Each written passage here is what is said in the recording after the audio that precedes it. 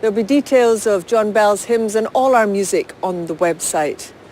Now, last week we met James, a brave young man with terminal cancer. He's determined to make the most of what time he has left, and he's been realising all sorts of dreams. James McCarthy has terminal brain cancer and a wish list of things he hopes to do before he dies. James has travelled nearly 1,000 miles to Lourdes in southwest France with his mum Wendy. I'm hoping to prolong my life expectancy by coming here, and I think it'll be good for cleansing my soul as well. It's not the easiest situation to deal with, but you don't have any choice but to deal with it, and you just got to deal with it the best way you can. Father Brian de Burca, who lives and works at Lourdes, is James's guide for the day. In 1858, at the grotto behind me, we believe that Our Lady, Mother of God, Mother of Jesus Christ, appeared 18 times to a young, uneducated, poor, sickly girl called Bernadette Soubirous. And she gave her a message that people should come here in procession. And they've been coming ever since. James believes being immersed in holy water at the Lourdes baths might help his condition and revive him spiritually. I'm just a little bit nervous. I'm a little bit excited about going in the baths. I don't really know what to expect, but hopefully I'll get some healing and my soul cleansed as well. I'm hoping he gets some comfort out of this experience and has his hope renewed and revitalised, and hope that it keeps him going. The cameras weren't allowed into the baths, but as James returns half an hour later, it's clear that the experience was worth it. Is that a happy smile? That water was cold. You have to strip down, and then they put a towel round you, and then they dunk you under the water. And then I explained to them that I had cancer in my brain, and then they poured some water over my head. They all prayed for me as well, which was really nice. I feel like something religious has happened to me. I feel like I've done what I've come to do now.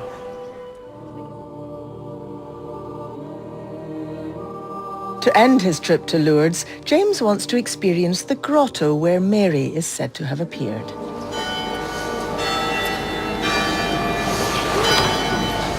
We're going to light our candles.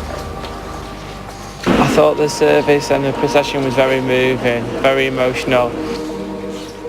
And I felt like my Nana Alice was with me, was a devout Catholic. I could feel her presence, which was very, very emotional, and it was quite an incredible experience, really.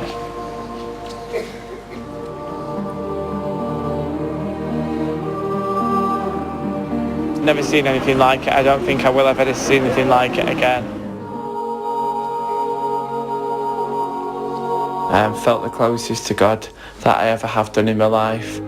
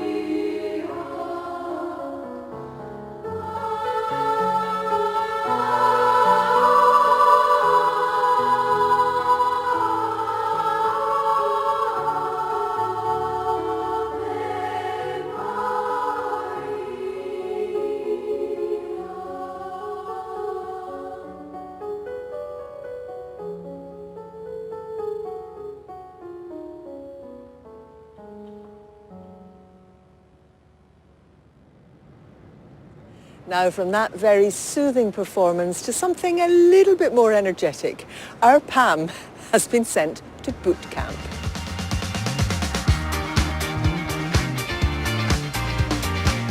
Maggie is 71 years old. A year ago, she was on a mobility scooter, and yet today she's 2 stone lighter and can swim 60 lengths. So what's her secret? Well, it's this, Christian boot camp. I've got to this age, but I definitely feel the chapters of the book aren't finished yet, and I think there's a lot more to come. Maggie is just one of thousands of people who go on weekend fitness camps, but this one in Henley-on-Thames has a difference. It's not just your body you're getting in shape, but your mind and emotions too, so that you're fit for God.